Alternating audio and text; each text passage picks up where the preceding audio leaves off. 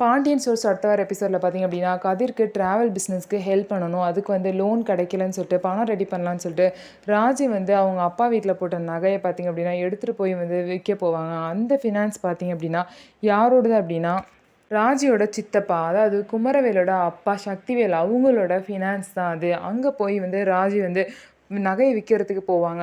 அப்போ பார்த்தீங்க அப்படின்னா ராஜி அந்த இடத்துல ராஜியோட சித்தப்பா பார்த்துருவாங்க. பார்த்துட்டு என்ன விஷயத்துக்காக வந்திருக்காங்க அப்படிங்கிறத தெரிஞ்சுக்கிட்டு அந்த நகையும் வாங்கி வச்சுக்கிட்டு அவங்கள சாயந்தரம் வந்து பணம் வாங்கிக்க சொல்லுங்கன்னு சொல்லிட்டு ராஜியை வந்து அனுப்பிச்சி விட்ருவாங்க. அதுக்கப்புறம் அந்த பணத்தை எடுத்துகிட்டு போய் வீட்டில் அவங்க அண்ணன் கிட்ட வீட்டில் உள்ள எல்லாருக்கிட்டையும் காமிச்சிருவாங்க. இது 32 பவுன் தான் இருக்குது, நம்ம போட்டது 60 பவுன் கிட்ட இருக்கும், மிச்ச பவுன்லாம் எங்கே அப்படின்னு சொல்லிட்டு போய் கேட்கலான்னு சொல்லிட்டு சக்திவேல் பார்த்தீங்கன்னா பாண்டியன் குடும்பத்தில் போய் சண்டை இழுக்கிறாங்க. இதனால பார்த்தீங்க அப்படின்னா ராஜி ரொம்பவே அஃபெக்ட் ஆகுறாங்க. ராஜி வந்து அவ்வளோ கதிர் சொல்லியுமே கேட்காம போய் அந்த நகையை விற்றனால தான் இவ்வளோ பிரச்சனையும் வந்துச்சு. ராஜி வந்து இந்த பிரச்சனையை எப்படி சமாளிக்க போகிறாங்கன்னு தெரில. ராஜி பார்த்திங்க அப்படின்னா மீனாவை கால் பண்ணி இவ்வளோ பிரச்சனையாச்சு வாங்கன்னு சொல்லிட்டு கூப்பிட்றாங்க.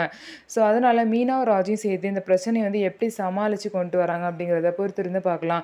கதிருக்கு இந்த விஷயம் தெரிஞ்சால் கதிர் எந்த அளவுக்கு வந்து ராஜி மேலே கோவப்பட போகிறாருன்னு தெரியல. அதையும் பொறுத்திருந்து பார்க்கலாம். நம்ம வீடியோ உங்களுக்கு பிடிச்சிருந்தா நம்ம வீடியோவை லைக் பண்ணிக்கோங்க. மறக்காமல் நம்மளோட சேனலை சப்ஸ்கிரைப் அண்ட் ஹைப் பண்ணிவிட்டு பாருங்கள்.